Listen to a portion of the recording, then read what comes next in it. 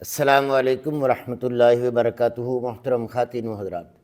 ادارہ ابن طبیب نے ایک اور سیشن شروع کیا ہے آپ احباب کی درخواست پر، اور اس سیشن کے لیے میری بھی ایک درخواست ہے کہ جس دوست نے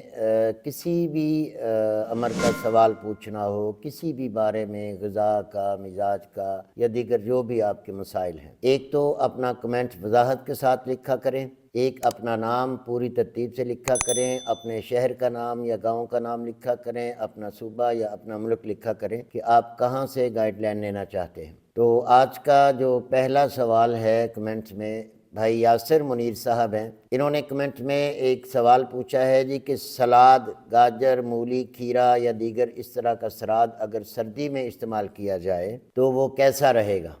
بھائی یاسر منیر صاحب، سب سے پہلی بات تو اگر آپ میرے چینل سے جڑے ہوئے ہیں نا تو آپ کو یہ علم ہونا چاہیے کہ ہمارے چینل پر ہر غذا کا مزاج بتایا جاتا ہے، ہر موسم کے ساتھ ہر غذا الگ الگ ہو جاتی ہے۔ سب سے پہلے آپ یاد یہ رکھیں کہ کچی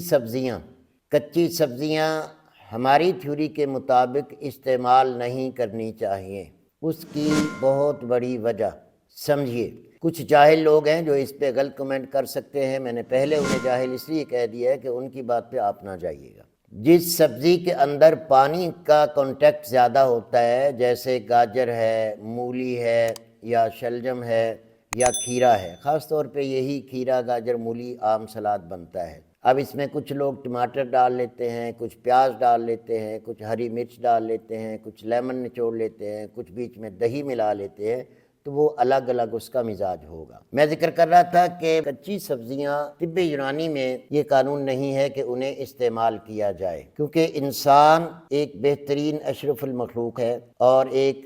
حیوان ناطق ہے، یعنی سمجھدار، عقل مند ایک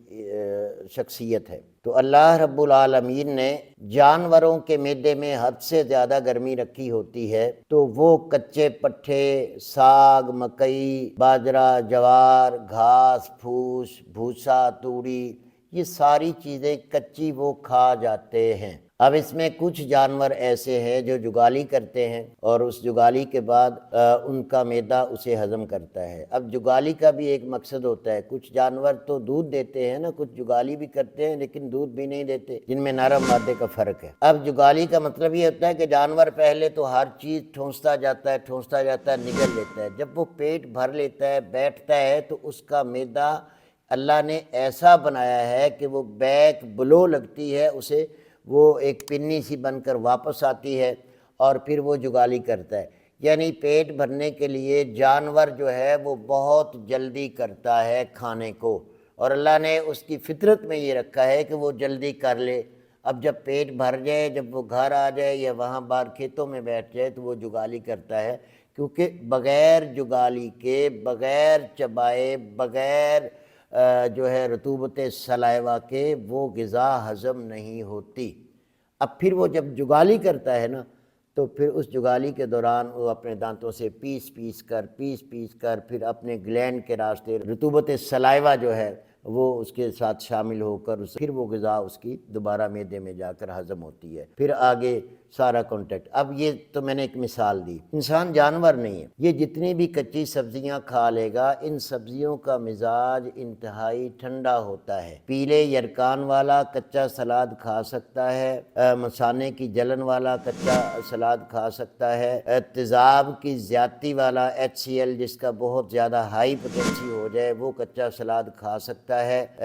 تیزابیت کا مریض ہو یا انتہائی گرمی کا مریض ہو، بائل کا مریض ہو، بائل بڑھے گا تو غذا کچی نہیں رہے گی، آگ ملے گی اندر، بائل گرمی کا حامل ہوتا ہے تو وہ اسے پکا لے گا۔ تیزاب ہوگا تو تیزاب کے اندر یہ چیزیں جلدی گل جائیں گی۔ اب جس بندے کا مزاج الکلی ہے، جس کا pH زیادہ ہے، جس کے معدے میں